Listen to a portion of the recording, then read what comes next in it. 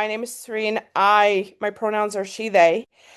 I am a teacher and a community journalist and a community organizer. I have the privilege of teaching at a school named Prescott College in Prescott, Arizona, which is why I live here now.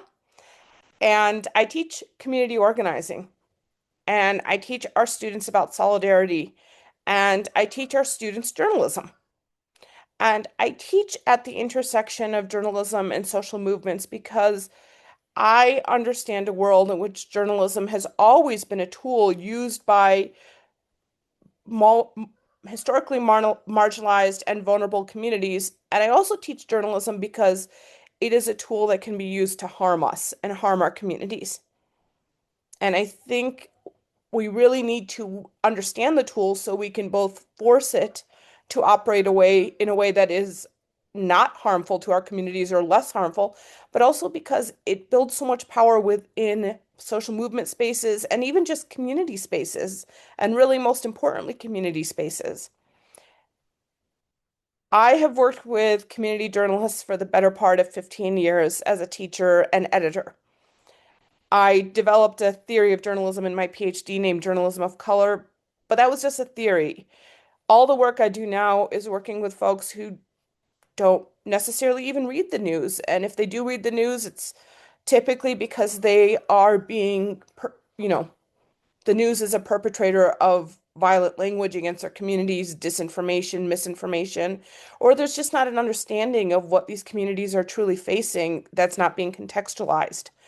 So today I want to talk with you a little bit about why we should invest our time, our energy as teachers, as educators, as thinkers about the world into community journalism. I will have a few links to put in the chat as we go through this today. I will have some slides to share with you. And please know, once we're done here, you can find me at any point. I love talking with people about this. So you can find me online. I am happy to talk with any and all of you about this and about what this is going to look like. Um, and hopefully we'll have some time maybe at the end for some questions. If you put them in the chat, I can take them from there. Well, I'm not sure what the structure is for that, but very grateful for all of you. So I'm going to share my slides. And I do apologize if you hear a rooster at any point. I live near a chicken farm. So I hope you all can still see me and hear me. Historically, local newspapers have been something, I would say, the tie that binds. They help us understand our neighbors. They educate us so we can make informed decisions about our lives. They disrupt misinformation and disinformation pipelines. Those are the both the incidental and the intentional falsehoods that get spread through various networks. Today, we're facing a crisis of something called news deserts. And I know that we have them in the States, and I know that we have them in different global communities. These are communities where residents have very little access to local news, news that's specifically about their community. And when we lose those newspapers, we're not just losing the newspapers. What we're really losing is our ability to build relationships with each other. We're losing our ability to hold government transparent. We're building spaces for more political polarization. Excuse me just a minute, Yes. Syrian. Yes. If you think you're sharing your screen, I'm not seeing it. Oh, I'm so sorry. I don't know why it's not sharing. Let me try that one more time. Technology is clearly fun this morning. Let's try this one more time. All That's right, are y'all seeing it now? that's good. Yes, yes. Yes, thank you. For some reason that did not happen. Um, thank you. So, you know, when we're teaching community journalism, what we're actually asking people to do is develop a power, right? A power to change and shape stories and a power to inform narrative and the power to find information. Um, Many of you have probably, if you're in the States, have probably heard of Minneapolis recently. seen it in the news with everything happening with immigration enforcement here. We've relied on our community news outlets to help us tell the story because when all of the big papers come into town, an umbrella in, they don't know how to tell the story of a local town. They don't understand the local dynamics. Community newspapers understand local dynamics. To teach community journalism to non-journalists, which is where my focus is. So I don't teach community journalism to journalists or journalists, professional journalists. That's not my skill. I don't spend time in that space. I work with people who don't trust the news. They don't read the newspapers anymore. I work with young people who get all their news through social media and TikTok streaming, right? Trying to rebuild that connection between physical newspaper and digital newspaper and community. I believe that community journalism is something that builds power. We teach people how to build a new world and how to imagine a new world through the skills of journalism, like fact checking, through media literacy, through an intentional curiosity, through contextualizing information, through triangulating information. I don't know how familiar this group is with the harm that we've seen, at least in the US, for example, which is where my research is focused, in community journalism. But in the 1800s, for example, newspapers literally used to advertise the sale of enslaved people. They used to put them in as advertisers to fund the newspapers. During the Civil Rights era, for example, white-owned press used to denounce folks like Martin Luther King Jr. as radicals. Today, news deserts strip communities of the information they need to operate in the world.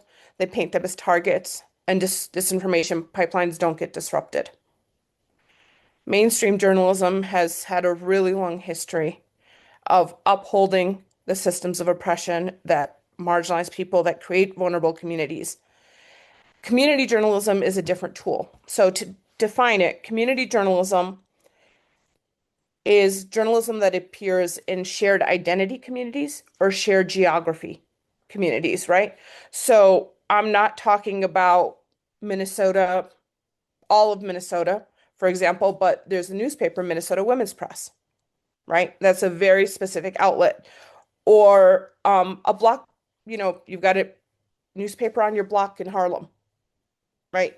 That's a very specific kind of newspaper. Or City Bureau out of Chicago, very specific kind of paper. But also the Black Panther newspaper, very specific kind of paper, right? These are all different outlets, all different ways of people trying to reclaim the news for their community and contextualize it within the lived experience of that community. What are the tools that we need? Years ago, I worked for a paper named North News as the staff reporter. I was covering education and small business. This was a community that had about 33% in-home broadband internet access. In the States, that's a pretty high number of people who don't have internet access. So we were a print paper, and this was a low-income community, so we were free. And this was a community of people who depended on a lot of their grocery, the one grocery store in town too, by the time we were done, coffee shops, things like that. So we distributed there because we knew that's where people would get access to the paper. We taught journalism classes at both of the high schools because we knew that our students needed to get started young. And the paper did things, and when I worked there, it drove me insane because it was my job, but now I really wish I could still do that work. If people were graduating, every name from the high schools went into the newspaper, in the print paper. If jobs were there, we were typing them up and putting them in the newspaper. Because again, if people didn't have internet access, they weren't going to find those jobs posted online. So we translated everything to the print paper because it's what the community needed, right?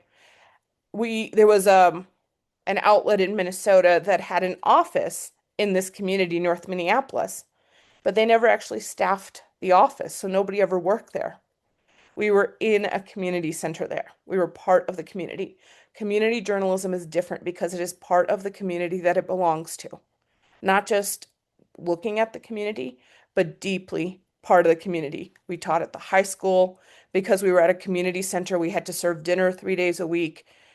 We went to all the local businesses as part of our work. It's just what community news does, and it's how it's different from some of the mainstream media or even alternative media that you might be familiar with. Sorry. We often say that community journalism is a form of collective defense. A community that can practice its own journalism is a community that can protect its own narrative from being distorted or decontextualized. One of the concerns that I've really had in recent years is around disinformation. Just to define it, misinformation is incidental falsehoods, right? These are not the intentional ones. Disinformation is intentional falsehoods and lies that are shared with the intention to cause harm, right? Um, and then there's a maladapted information, and that's where truthful information is being used out of context, right? Community journalism is a collective defense specifically against disinformation, but all three, right? It's a way of ensuring that communities that are being targeted, that fear that's being weaponized, community journalism targets those. It disrupts that pipeline, or it aims to disrupt that pipeline. When we teach people to spot and respond to disinformation, we're building a defense mechanism.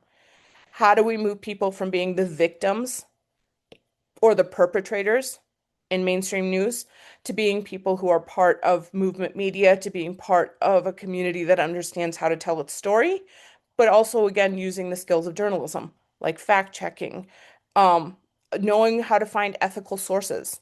Those are crucial to this work. Um, I'm gonna ask for these links to be shared in the chat. Thank you. So these are three links for City Bureau's Documenters, which is a project out of Chicago, but they have chapters in different places across the country right now. You can look at old archived editions of the Black Panther Community News Service, and then La Raza. So I'd love for you to look through some of these archives as well as the living work of City Bureau. These are just kind of the frontline websites to their work right now. And I want you to take a look at it. What is it? What kind of information are you seeing? What are they sharing out? What's being out there? We'll spend about a little bit less than 10 minutes on this, but I want you to spend some. All right. So, we'll come back to the center. City Bureau is, for example, as you're looking through it, it's a really interesting project. They train regular people to tell stories about their local government, and actually pay people for this, civic participation effort. And then the Black Panther Party newspaper, that's where I've spent a lot of my research. This was a tool for them for self-definition. They responded to the failures of the mainstream media and the legacy press. Um, they used to come together every week and every other week and get together and cut all the different pieces of the newspaper together. It was how they defined their stories. So the work that the Black Panther Party did specifically out of Oakland, with its newspaper has really been a defining factor in community news. And then La Raza started in a church basement, and it became what was an essential organizing tool for Chicano activists. It defined much of the Chicano movement. So, um, does anybody feel, inspired to speak up and share about anything that they felt curious or any questions they had about what the community news look like in any of these? Not maybe about the specific history, but about the community journalism piece of this.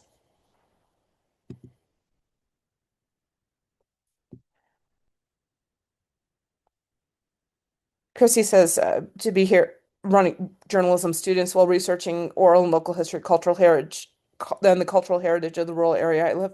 Yeah, I'm a big fan. I do that with some of my students in Prescott right now. We're actually um launching a micro credential, a certificate in community journalism for May specifically, so we could look at the history of the place we're in.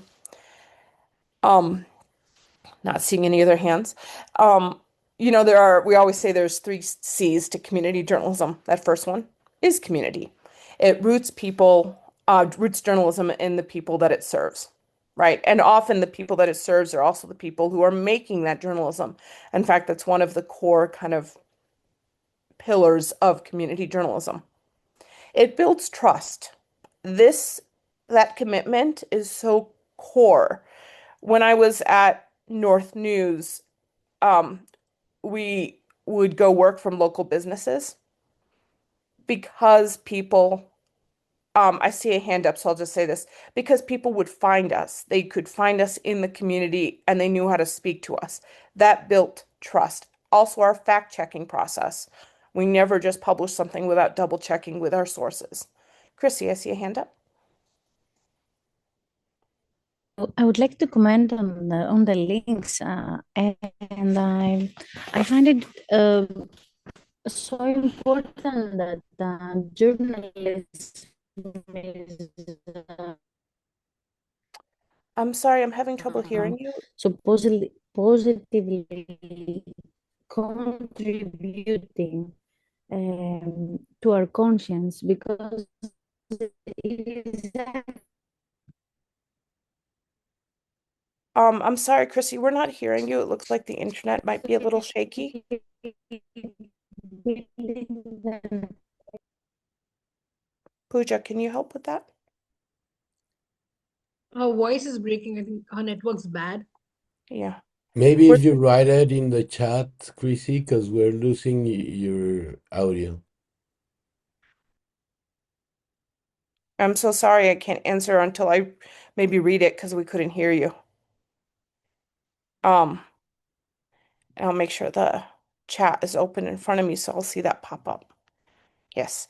While we're waiting for that, I just want to read that the last C. And I see two more hands up, so I'll just read this and then take those. But the last one is continuity. We were always part of the news. We published once a month and online on a regular basis, but we were part of the work. So people knew to find us. We could put up a story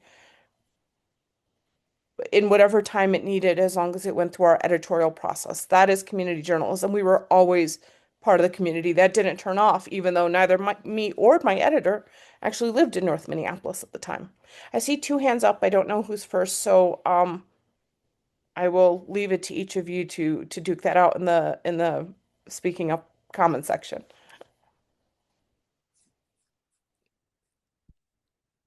I don't see the other hand up, but Ah, I want to. I'm curious about something. It was interesting to watch archives of the past, no? Not only on the aesthetics, but like in the city bureau, that is actually a current project running. Not only from the aesthetics of how it is adapted to the platform of the internet and that kind of thing, but something I've noticed in community. I live in a highly migrant community in Mexico.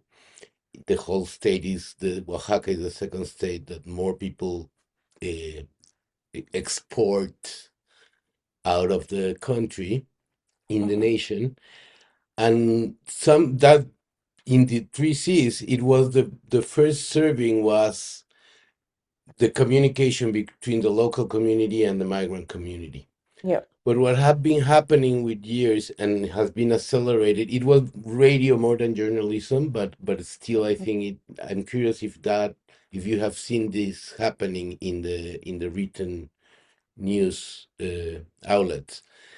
Slowly, like the mainstream style of broadcasting in the radio start taking over people that were very well trained and doing that service at a point that now it's very hard to identify if you're listening to community or pirate radio than the mainstream radio, because the style of broadcasting, the way they frame the news, start slowly getting like mimicking the mainstream media.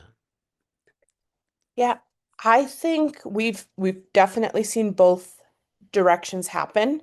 So in Minnesota, we have a very healthy community journalism ecosystem.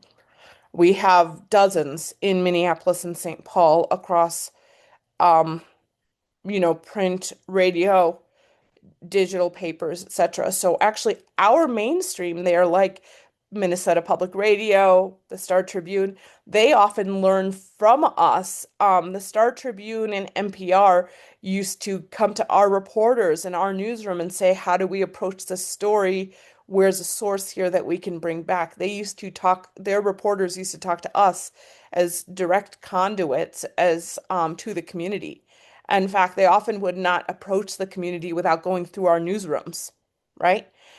But I've also seen more and more of, I used to be the executive director of a small community newspaper, online community news organization. And for a very long time, before I came in as executive director, there was more and more of, it was very tech friendly. It was very much, even though the language was not necessarily mainstream, the tools were. And it meant that a lot of people could not access the work that was happening there. They didn't know why you were live streaming a 5 hour meeting, and they weren't going to watch a 5 hour meeting. So a lot of what I did when I came in was figure out how do we actually rebuild this to make it useful for people? How do we make sure the tech does not just run the show, but it's actually just supporting the news? So yes, we actually, I think I've seen it both directions. And I will say, as somebody here in rural Arizona now, we don't have a lot of newspapers here. We don't have a lot of community newspapers. Most of the ones here are owned by outside publishers from California, and other states where they own 30, 40, 50 at a time. And there definitely is a very legacy perspective on the news. There's some smaller papers, but you can almost never find them without knowing to look for them, right? So I appreciate that you brought up that question. Thank you. You know, some of the things that make community journalism different than legacy journalism is not just in the final product of the news, though that's, of course, one way. One of the things that makes community journalism different is the actual process of making that journalism happen. One of them, and I've got a story coming out this week with an outlet called Paulus Project, or sometime next week, about everything happening with the immigration enforcement occupation in Minneapolis, St. Paul right now. Because of a practice I learned as a community journalist that I teach to my students, we do something called community fact checking.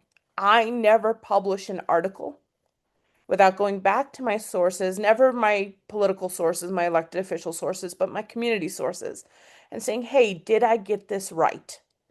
Can you help me make sure I didn't miss any gaps here? Because community journalism, especially when we teach it, is a process in which the community is not just the receiver of the news, but they are a participant and the creator of the news. And that is so important to teach when we are bringing this to folks who are not journalists, that they are not just, you know, suddenly the only ones empowered with the amazingness of journalism, quote unquote, right? No, it is what we're teaching them is how to operate in community in such a way that community is part of the process. It's why we use community organizing throughout this community journalism process, and that's a whole other lecture. So I had a quote this week from an individual in the article, and I went to each source because it was really about the community organizing happening around this occupation. And I said, hey, did I get this right? And a few people came back related to their own pieces and they said, yep, you're good. Thanks.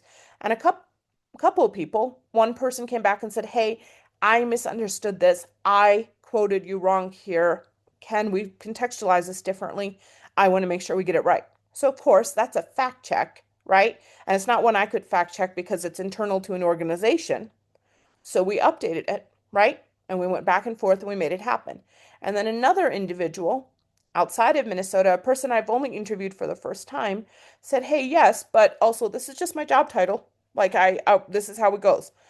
And we went back and forth because we want to be in relation with each other. It's not just about the who's receiving the news. It's about making sure that everybody's building their own power and their own ability to understand this process through the development of news. It's also about being embedded. When I say that at North News, my boss Kenzie and I used to serve community dinner once a week, a couple of times a month. Each one of us, we used to do it. We used to teach at the high school. for one of the things that I had really thought for a really long time before I went into that job was, you have really big stories and those are your investigative pieces and they take days and hours and hours and hours of writing. And then you have your smaller stories and they all matter, but there's big ones and small ones. I was wrong because often our most beloved stories by community was we have grandparents who live a few hours away and they can't make it to my students' recital at the elementary school. And we'd show up with a phone, right? And we'd just stream the recital and play it on Facebook. And people would share it out with their family members who live far away. It was the most beloved piece of media that we created because it made people feel like they were part of what was happening and ensured we were part of the community, right? Um, Accessibility was a huge thing. Minnesota Women's Press is doing some really phenomenal work. They are a print paper, they have online news at the same time, and part of how they do the news is through community gatherings, where they literally bring people into a shared room together and talk about the issues the community is facing. The community then becomes sources and recipients of the journalism, right? They're part of that process. If internet's an issue, you go to the rural community and you talk with them in their neighborhood. You go to the block party, you go to the basement of the faith institution, and you just sit down with people. How do you make it accessible? You go to the community.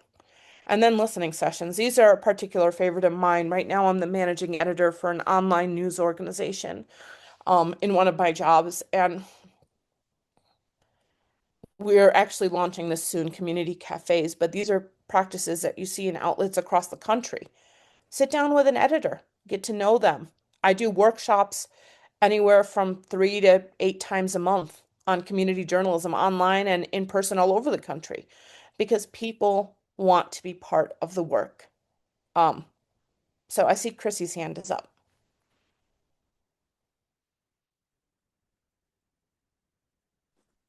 Is it possible you can hear me at the moment?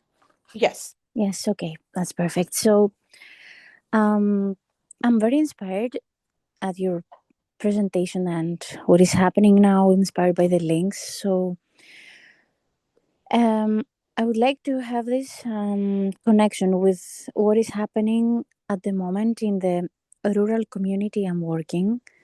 And I'm working as a primary school teacher, but mainly I'm a worker in the field of culture, so in the field of heritage. So I'm being here in Crete, in this rural in this rural environment. I have so much interest on the original heritage that um, this this place is holding. So, although I was working in the past in National Library of Greece, and I am, very familiar with accessibility and these urban terms of handling the knowledge and information and what is important in an urban environment, I am now touching this. I'm touching this this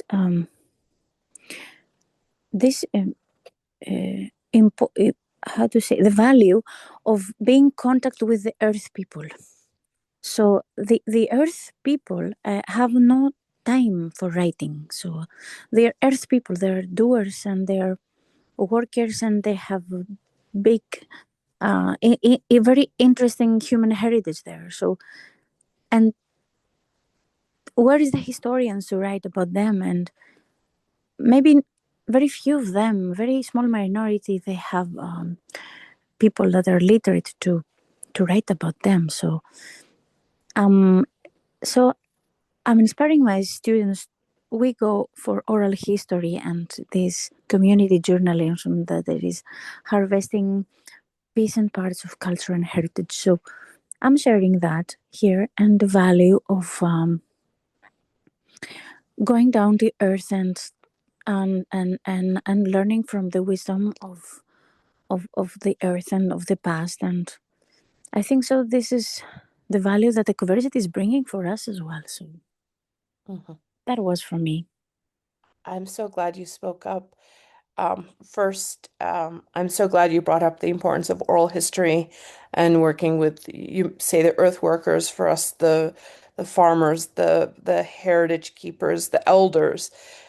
These are the communities, even in community journalism, who can be most ignored because they can be most difficult to access.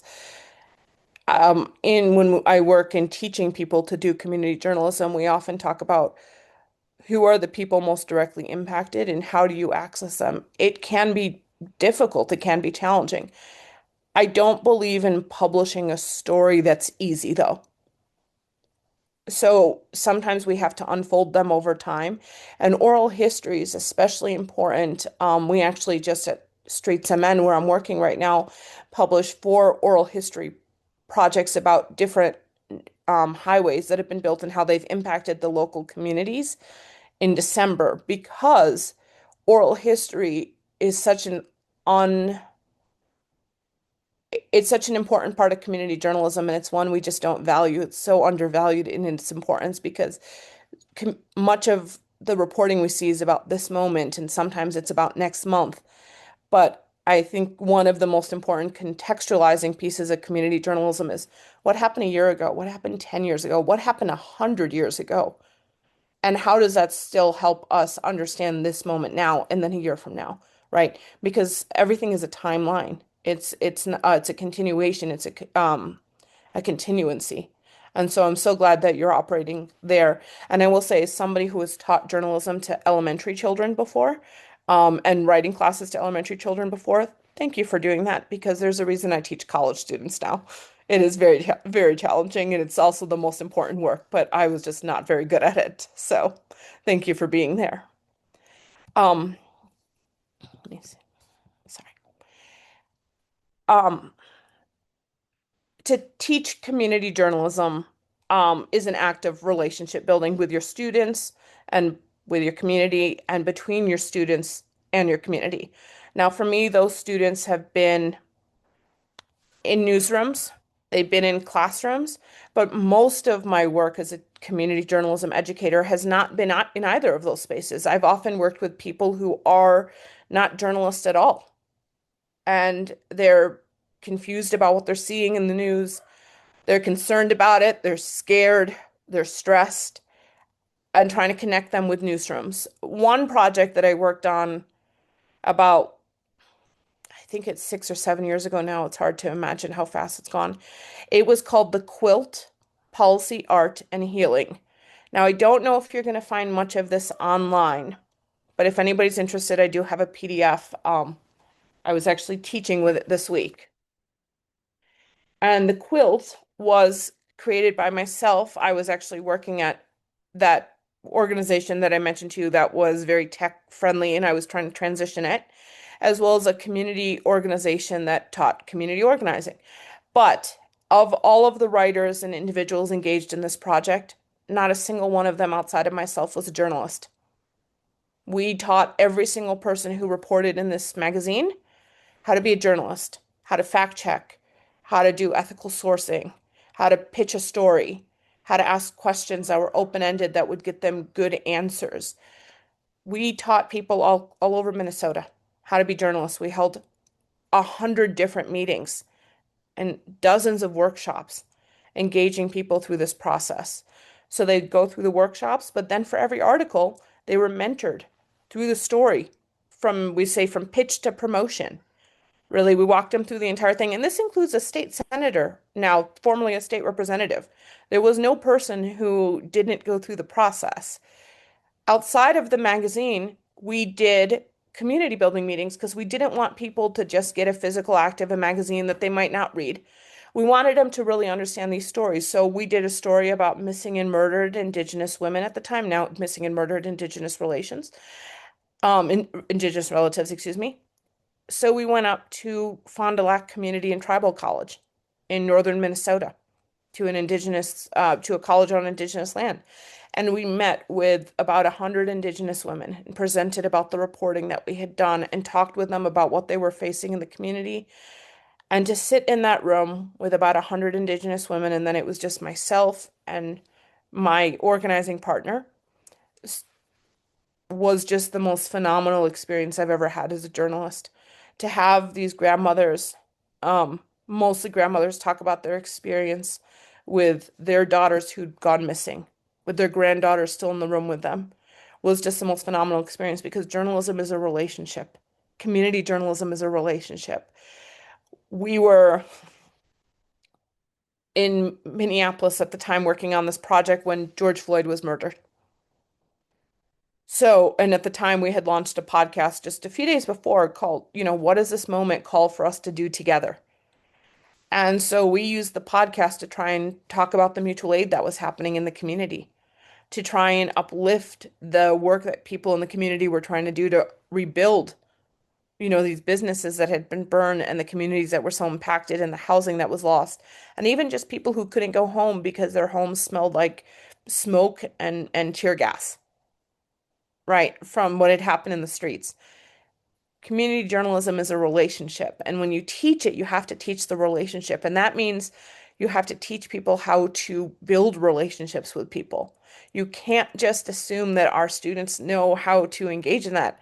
I have folks in the community who are amazing at relationship building, and I have had students, particularly actually those in classrooms, who often struggle with relationship buildings because they're taking the class to take the class. They're not taking the class to really build the relationship. So you have to force them out of that comfort zone. How do you sit down with somebody and have a cup of coffee with them or a cup of tea? You actually have to teach that skill. Like, what does it mean to sit down with somebody in a local coffee shop, have coffee or tea with them, and get to know them and want to listen to them, not to take notes and answer a bunch of questions, but to share your story and to engage in their story. And then to show up for them after, right? To be part of that community.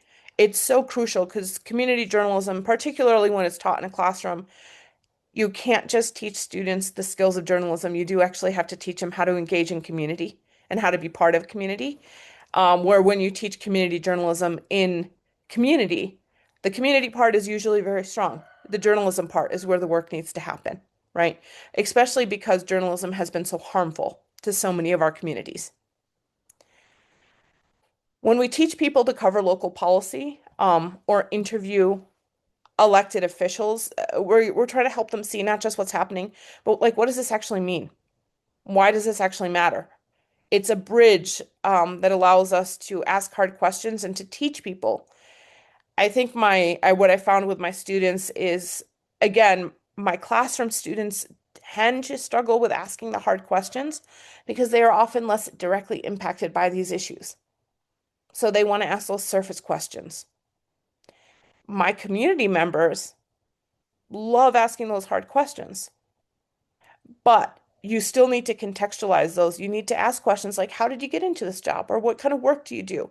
We can't let our pre-assumptions of what the issue is in community impact the reporting that happens. So in the classroom again, there's really just, it's by rote. In community, it's about breaking down the pre-assumptions so people can actually engage in journalism and not just trying to fulfill what they think a story is. And that's fine. That's what this work is, but it is something to keep in mind when you're engaging in that teaching process. And then I just want to say this, community journalism is a form of resistance to the issues that we face in our communities. In Minneapolis, St. Paul, I don't think we would have been able to disrupt the immigration occupation right now as much as we had without community journalism, right? What City Bureau does, what the Black Panthers did, community journalism is what allows us to survive as communities. It's also where a lot of joy happens. There's a reason people love seeing us play those elementary school Christmas concerts for their kids and the choir shows. It's because so much joy happens in the community newspaper. Our number one issue at North News every year was the issue where the cover photo of the newspaper was the photos of the two valedictorians at the two local high schools. Every year in May, that was our issue. And every year in May, we would normally every single issue of that would get distributed. We'd have calls for extra. We'd have grandmothers posting it online and tagging us. People loved it. Community journalism is where community happens, right? And that's a huge part of teaching this because I think it's so easy to think about journalism as all the bad things, but it is not just all the bad things. It's also the power, the beauty, the joy we have in the world we live in now. I'm working on a project right now and out of Minneapolis. It's an underground newspaper that'll be launching soon. And one of the things that'll be in our inaugural issue is recipes for mutual aid, how to cook for 200 people for a community event, because we want people to be part of the work. So, um, mainstream journalism might help a democracy function, but community journalism is what actually allows us to live as a community. When we teach those tools, we aren't just teaching people how to write, we're teaching people how to be in a community and how to have a role in community and how to do something that matters for a community. So, I think we have a few minutes left for questions.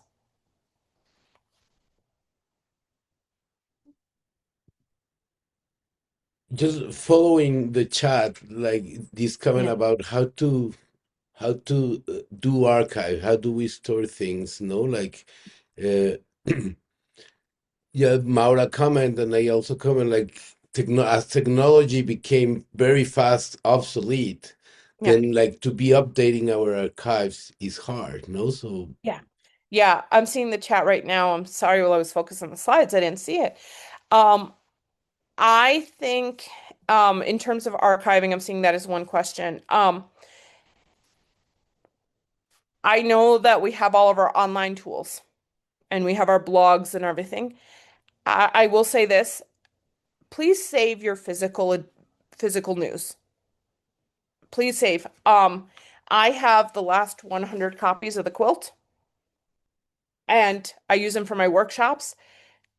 But I've got copies of every newspaper I've ever written, and we have every physical copy of North News. Save your physical copies because the only reason we can look back at the Black Panther newspaper right now is because somebody thought to save a copy of every paper, right? But we don't do that more and more once a paper is sold out for the day. It's just gone, right? It's online, but I don't trust necessarily for that access, particularly right now where so much news is behind a paywall and you have to pay to access it. I can't afford more paywalls than I'm already paying with news. And I'm a journalist and a teacher. Like I should have access and I can't. So I would say in terms of archiving, finding a environmentally appropriate archive is important. For me, I have a box that keeps out the elements, um, so that these things are saved. I think it's crucial. Um, I do think um, that one of the struggles of community journalism is wanting to be all print or all online, but that's not necessarily it. It's what does your community need? I worked for a paper a few years ago that we were working with a lot of Latino population in the Twin Cities, and they were on WhatsApp. So we sent out mini news stories on WhatsApp on a regular basis because that's where the community was. The community was on WhatsApp. So we started there, right?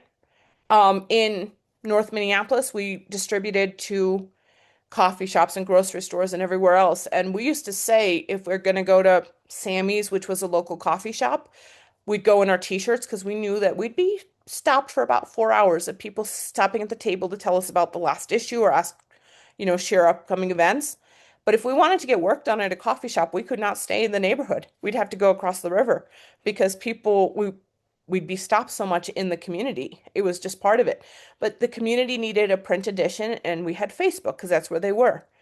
The Alley, which is a newspaper out of the Phillips community in Minneapolis, is 90% print. They have a website. It's not a great website, and I say that as a former board member. It's not a great website. And they don't use social media for a lot of their stories. They post a few things, but everything's about bringing people to the print edition, right? But also, one of the struggles is how do we get in these communities where you have so many different languages spoken, but you're publishing only in English? How do we make sure we're publishing in the languages where people can actually participate in the news? And I think that's a challenge both from the journalism piece of it, but from the teaching side. Because if you're working with folks who don't speak English, but like for me, I speak English and Arabic. So how do I work with communities who are, who don't speak either of those and then help them through the process? That's where a lot of this relationship building piece is, so that I could work with people. I often have translators when I do these, so that folks can actually participate in that process. Um, I'm trying to read through the chat in our last couple of minutes.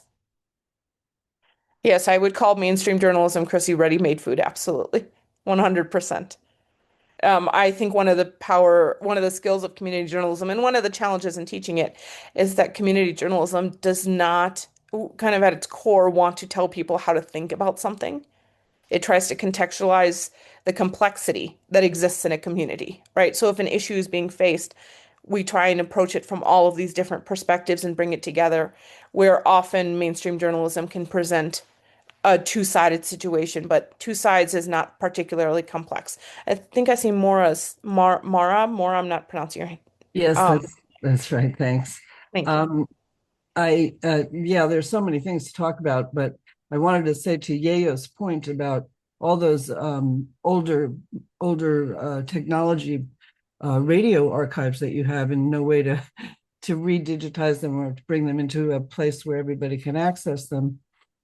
Where I live, at least, there's a sort of a junk store where this guy has old record players that could play whatever came 78s, and really, really old things like that. And so there's probably a place in Oaxaca or some place not that far where you can find.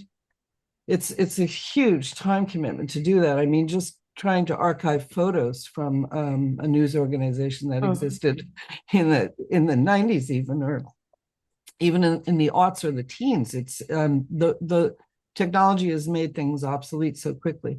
But I made a point earlier. I have been teaching community journalism for 100 years, and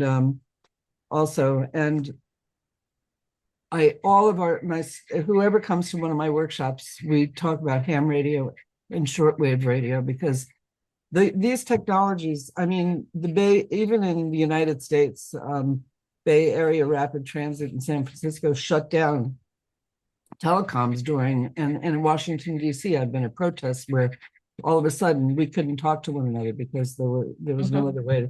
So if you don't have a handheld, some other way to communicate with people, especially if you're talking about revolutionary work, resistance work, you need other ways to communicate. I mean, we talk smoke signals sometimes when we're not that far away from one another. We have ways of doing with lights in windows and things like that, communicating to keep people safe and to make sure they're able to communicate when some other entity might shut down their favored way of communicating. So I think that's really important.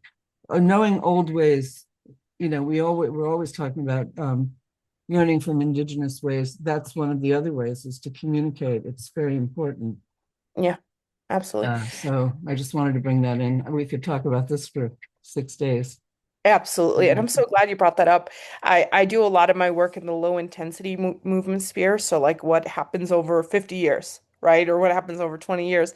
But the high intensity is so crucial. And it's it's the reason that project I'm working on in the Twin Cities in Minneapolis right now, this underground project, we're going back to the old way of putting a newspaper together, print, cutting the articles together. Because if we're shut down, and Minneapolis has been the target of so much violence over the past few years, we want to have something that sustains itself beyond, you know, a beyond just being print, but really just putting it together by hand so that we can keep that skill alive of putting a newspaper together.